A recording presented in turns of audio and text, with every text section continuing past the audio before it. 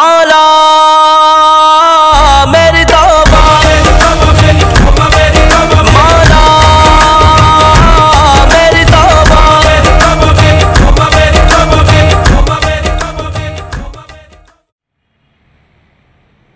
हराम का पैसा नहीं है हमारे पास। कामकाज में तुम्हारा दिल लगता नहीं है, पैसे मांगने के बहाने आ जाती हो रोज। जाओ जाके घर का काम करो, बल्कि मेरा एक सूट निकाल के इस्त्री करो फौरन। जाओ।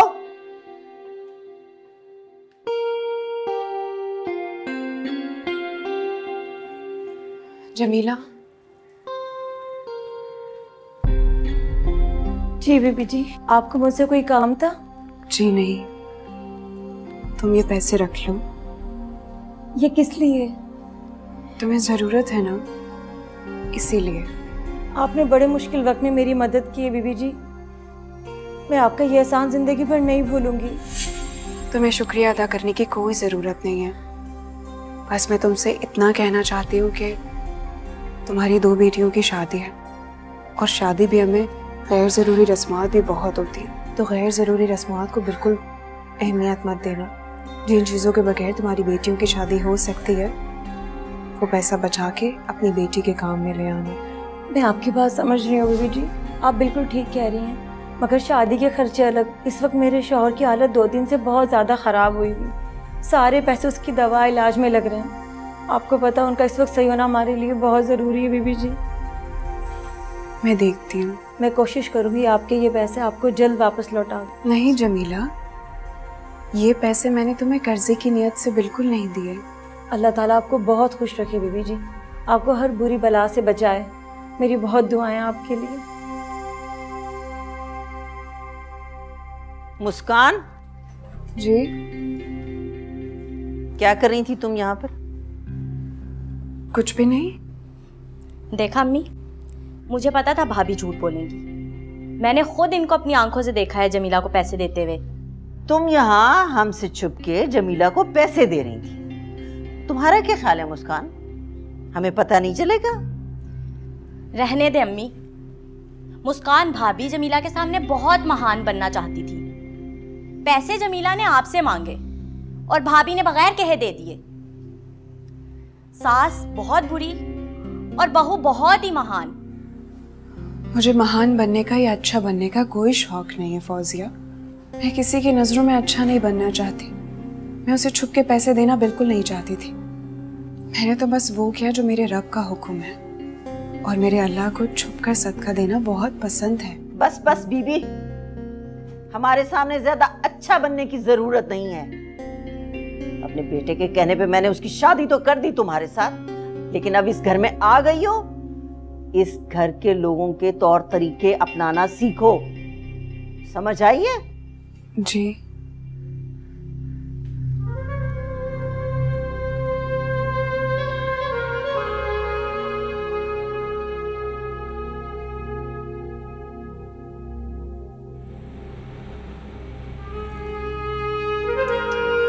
अम्मी, आपका बीपी तो बहुत हाई हुआ है।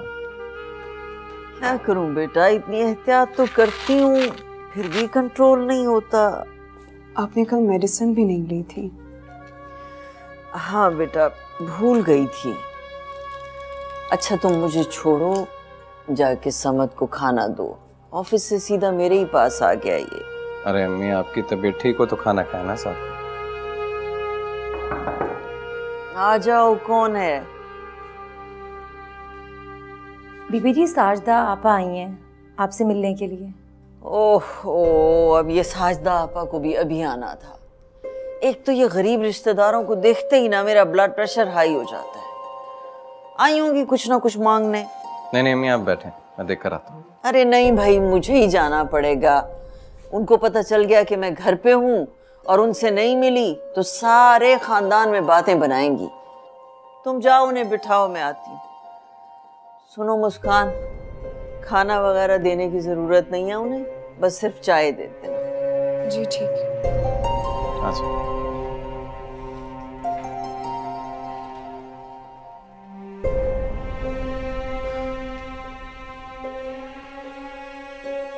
बेटा तुम परेशान मत हो, मैं रिजवाना के घर पहुंच गई हूँ, बस मैं बात करके फौरन निकल आऊंगी। अस्सलाम वालेकुम। वालेकुम अस्सलाम। अस्सलाम वालेकुम साजिदा आपा, कैसी हैं आप? बड़े दिनों बाद चक्कर लगाया। वालेकुम अस्सलाम, मैं ठीक हूँ। आप खड़ी क्यों हैं? बैठे तो सही। और समझ बेटा, तुम कैसे हो? जी अल्हम्दुलिल्लाह खैरियत से। बस बेटा कुछ मजबूरी थी, इसलिए नहीं आ सकी। तुम लोगों की मुझे बहुत याद आ रही थी। घर में सब खैरियत तो है ना आपा? तुम्हारे भाई साहब का पिछले हफ्ते एक्सीडेंट हो गया, मैं बहुत परेशान हूँ। अच्छा, ये कब हुआ? आप कम से कम हमें बताती तो सही, हम भाई साहब को पूछने अस्पताल आते। बस सब कुछ इतनी जल्दबाजी में हो गया कि कुछ पता ही नहीं चला। एक हफ्ते तक तो मुझे अपना होश ही नहीं था। हमारे भाई साहब की टांग की हड्डी टूट गई है। एक हफ्ते से बहुत तकलीफ में हूँ। अस्सलाम वालेकुम। वालेकुम अस्सलाम। बहू कैसी हो? मैं बिल्कुल ठीक हूँ। रिजवाना, तुम्हारे भाई साहब का ऑपरेशन बोला है डॉक्टरों ने, पूरे 5 लाख रुपए का खर्चा है। क्या 5 लाख? मेरे पास तो 5 लाख नहीं है साजिदा आपा। आप तो बस ऐसे ही बगैर सोचे समझे मुंह उठाए चली आती हैं। 5 लाख का इंतजाम तो नहीं कर सकती मैं। नहीं नहीं रिजवाना, मैं तुमसे 5 लाख रुपए मांगने नहीं आई हूँ। 3 लाख रुपए का तो मैंने इंतजाम कर लिया है, और अल्लाह ने चाहे 1 से 1.5 लाख रुपए भी हो जाएंगे। बस तुम हो सके तो 50,000 रुपए कर दो, मैं अगले महीने तुम्हें लौटा दूंगी। मेरी कमेटी खुलने वाली है। साजिदा आपा, अब मैं आपको क्या बताऊं, मैं कितनी मजबूर हूँ। आपको पता तो है कारोबार की क्या हालात हैं, नुकसान पे नुकसान हुए चले जा रहा है। 50,000 तो नहीं हो सकते। खाला अम्मी ठीक कह रही हैं। अगर 10-15 हज़ार रुपये की बात होती तो कहीं ना कहीं से अरेंज हो जाता, लेकिन 50,000 रुपये ये तो बहुत बड़ी रकम है, नहीं हो पाएंगे। साजिदा खाला, ये पूरे 50,000 हैं, आप गिन लीजिए।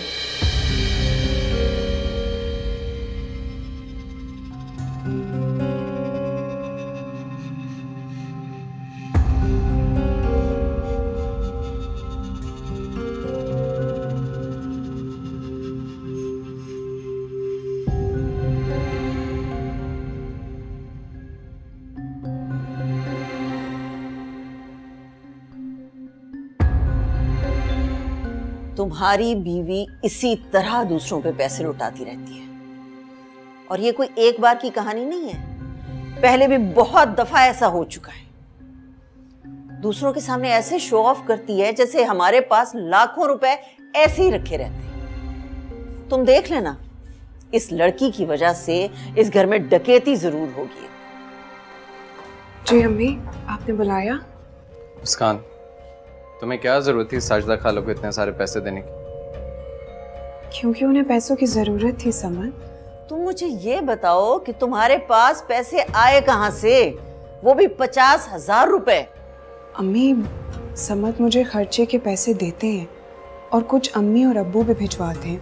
वो मैंने खर्च नहीं किए थे, मैंने संभाल के रखे थे और वो पैसे काम आ गए। लेकिन मुस्कान, तुम्हें फिर भी इतनी बड़ी रकम साजिदा आपा को नहीं देनी चाहिए। अगर तुम्हारे पास इतने ही पैसे थे तो तुम्हें संभाल के रखने चाहिए थे। कल हम पे भी बुरा वक्त आ सकता है, तब कहाँ से लाएंगे हम पैसे? लेकिन शुक्र अदा करें कि हमें किसी चीज की जरूरत नहीं है। तो बुरा वक्त बता के नहीं आता मुस्कान बीबी। आप ठीक कह रही हैं अम्मी, बुरा वक्त कब आ जाए, किस पे आ जाए, कभी बता कर नहीं आता। लेकिन आप ये भी तो देखें कि इस वक्त पैसों की जरूरत साजिदा खाला को थी, और हमें अल्लाह पर पूरा भरोसा रखना चाहिए। अगर आज हमने किसी की मदद की है तो कल इंशाल्लाह वो गैब से भी हमारी मदद कर देगा। सुन रहे हो ये सब क्या बातें कर रही है तुम्हारी बीवी? अजीब ही बात करती है भाई। अगर इसी तरह ये पैसे लुटाती रही ना तो एक दिन हमारे पास कुछ नहीं बचेगा। इसको तो समझाना ही फजूल है।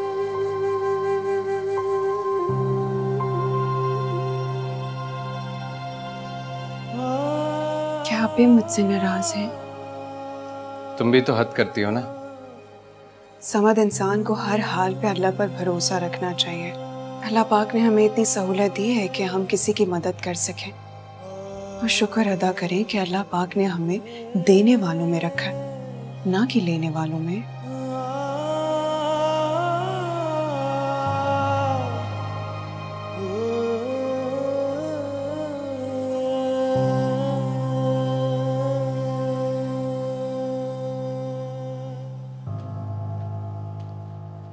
अस्सलाम वालेकुम।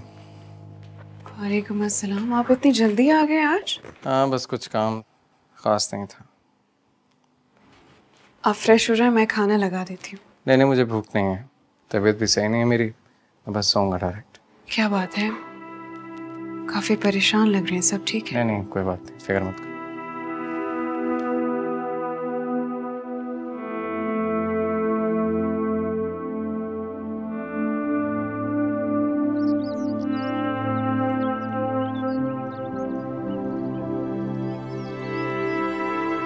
ये देखिए। कितनी अच्छा अम्मी, मैं ऑफिस जा रहा हूँ। कहाँ जा रहे हो बेटा? नाश्ता किए बगैर?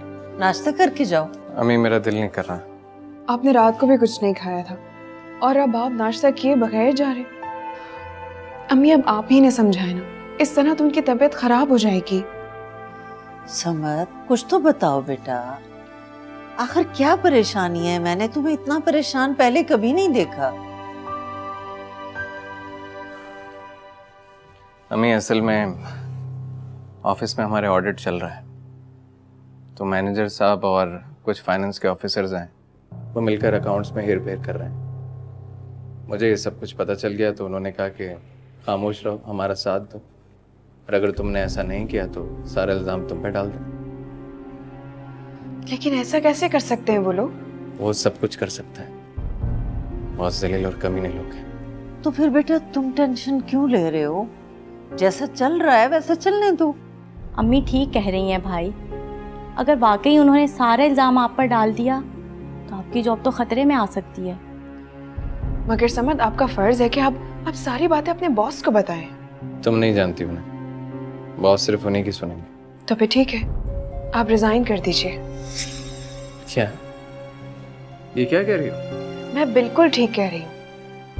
आपको इस गुनाह में उनका साथ नहीं देना चाहिए। तुम तो इस तरह से बात कर रही हो जैसे 10 नौकरियों की लाइन लगी हुई है मेरे आगे। तुम जानती हो ना कितना मुश्किल है आजकल जॉब ढूंढना। बिल्कुल ठीक कह रहे हो बेटा, इस बेवकूफ की बातों में मत आना। खुदा ना खास्ता अगर तुम्हारी जॉब छूट गई तो इस घर का निजाम कैसे चलेगा? तुम्हारे अलावा तो इस घर में कोई कमाने वाला भी नहीं।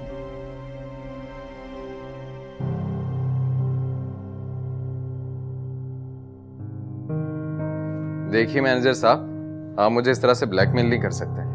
आप जानते हैं ना आपकी वजह से कंपनी को कितना नुकसान हो रहा है।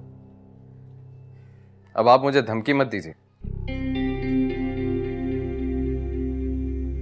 अच्छा ठीक है, मैं आपकी बात मान लेता हूं, लेकिन कुछ बातें मुझे बॉस को बतानी होंगी।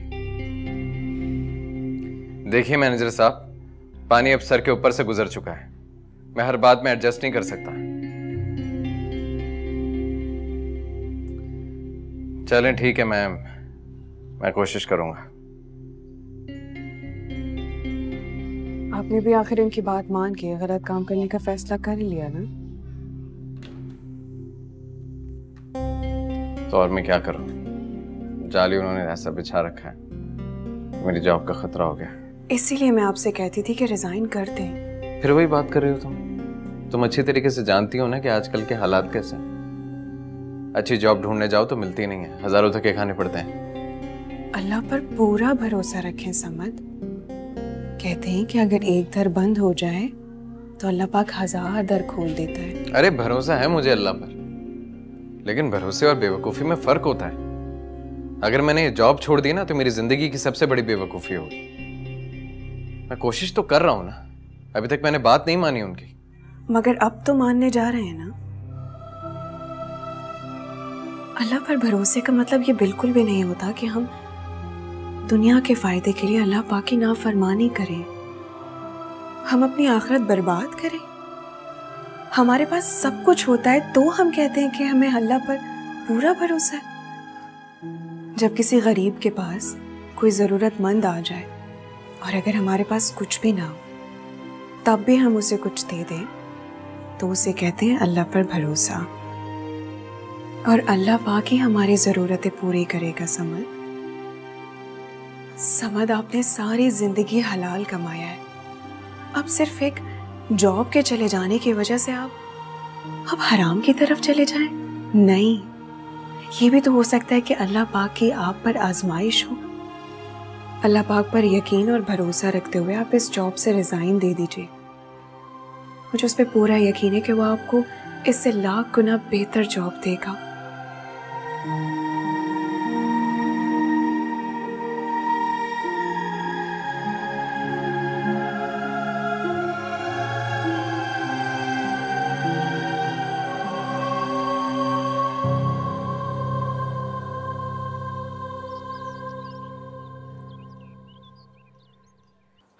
अदील यार, किसी तरह से मेरी जॉब का बंदोबस्त कर। हाँ हाँ, एजेंट के पैसे हो जाएंगे, एक दफ़ा जॉब मिल जाए फिर तो कोई मसला ही नहीं है। ठीक है। किसका फोन था? अरे वो अपना अदील। आपके मामू का बेटा? हाँ वही। वो असल में दुबई में अच्छा खासा सेटल हो चुका है। उसने मुझे कहा जाके एजेंट से मिल लो, वो मेरी जॉब लगवा सकता है। तो आज इंशाल्लाह जाऊंगा उसके पास। मैंने आपसे कहा था ना कि अल्लाह पर पूरा भरोसा रखें, उस जॉब से लाख गुना बेहतर आपको जॉब मिली। बस दुआ करो अल्लाह ताला जल्द से जल्द मेरी जॉब लगाता है। मगर एजेंट को कमीशन भी तो देना ही होगा ना? हाँ, वैसे कहीं और से करवाता तो ज़्यादा पड़ता है, लेकिन अदील की वजह से बहुत कम में पड़ रहा है। सिर्फ 5 लाख रुपए देने पड़ रहे हैं। 5 लाख रुपए? लेकिन इतने पैसे आएंगे कहाँ से? अरे तुम पैसों की टेंशन मत लो, गाड़ी है ना, अपनी गाड़ी भेज दूंगा। एक मेरा दोस्त है, काफ़ी टाइम से मेरी गाड़ी के पीछे पड़ा हुआ है, उसे गाड़ी दे दूंगा। कम से कम 5 लाख रुपए तो दे ही देगा।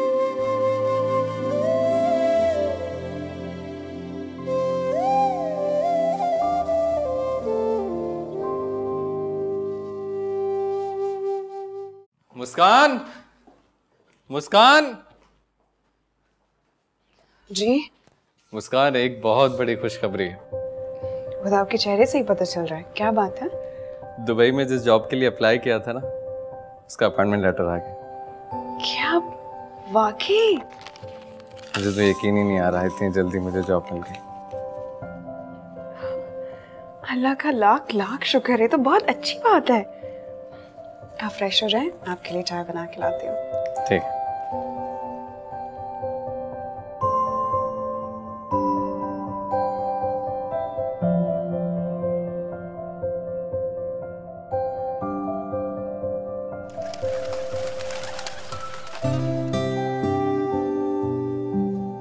भाभी, कुछ और तो नहीं रखना? मैं रखवा दूं? नहीं, सब कुछ हो गया। अब समझ आएंगे तभी बताएंगे कि और क्या रखना है। मुस्कान, मुस्कान, ये मैंने गाजर का हलवा बनाया समद के लिए, ये भी रख दो। जी। ये कहाँ रह गया समद? अभी तक आया क्यों नहीं है? वो कह रहे थे कि एजेंट को आज फुल पेमेंट करनी है, इसीलिए गए। जल्दी वापस आ जाएंगे। अल्लाह, मेरे बच्चे को इतनी अच्छी जॉब मिल गई, मुझे तो यकीन ही नहीं आ रहा है। अल्लाह तेरा लाख लाख शुक्र। भाभी, भाई की फ्लाइट कितने बजे की है? 1 बजे की। हम सब भाई को छोड़ने जाएंगे एयरपोर्ट।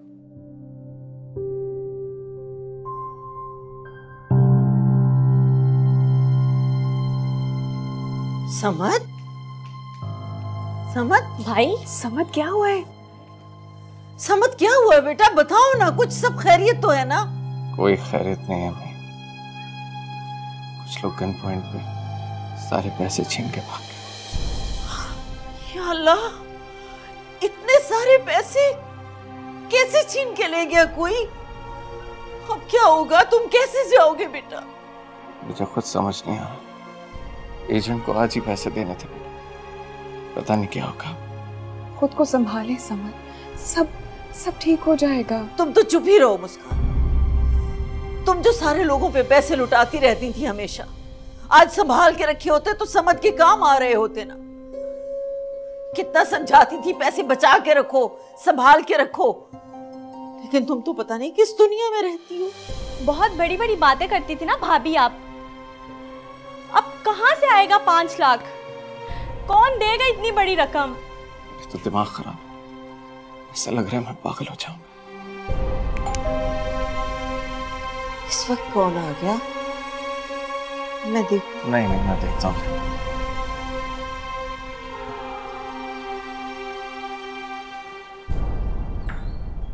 अस्सलाम वालेकुम। वालेकुम अस्सलाम। ये अब्दुल करीम साहब का मकान है ना? जी बिल्कुल। आप कौन?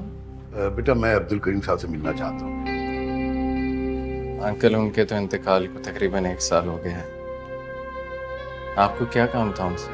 मैं सॉरी, आपको पहचाना नहीं। इन्ना लिल्लाहि व इन्ना इलैहि राजिऊन। बेटा आप मुझे नहीं जानते, मैं और अब्दुल करीम बचपन के दोस्त हैं। हम एक ही मोहल्ले में पल बढ़ के जवान हुए। तुम बेटा बहुत छोटे होते थे उस वक्त। मैं रोजगार के सिलसिले में बाहर चला गया था। खैर, उनकी एक अमानत मेरे पास थी, वो लौटाने आया। आप आइए ना, अंदर तो आइए।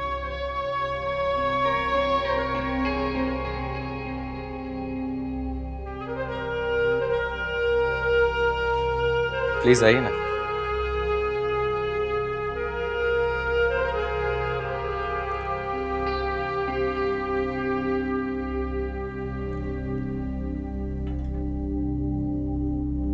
बेटा काफी अरसे पहले अब्दुल करीम भाई से मैंने कुछ रकम उधार ली थी। लौटानी तो बहुत पहले थी, लेकिन कुछ परेशानी आ गई थी जिसकी वजह से मैं आ नहीं सका। बेटा ये 7 लाख रुपए हैं।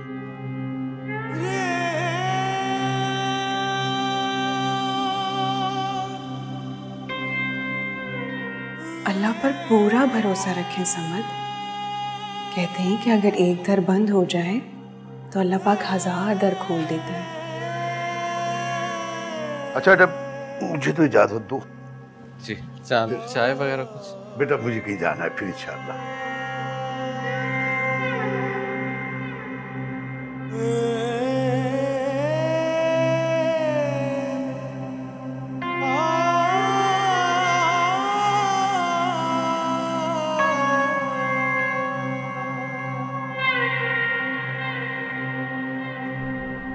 मुस्कान, मुझे माफ कर दो। तुम सही थी, मैं गलत था। जो लोग अल्लाह पे तवक्कुल करते हैं उन्हें अल्लाह कभी मायूस नहीं करता।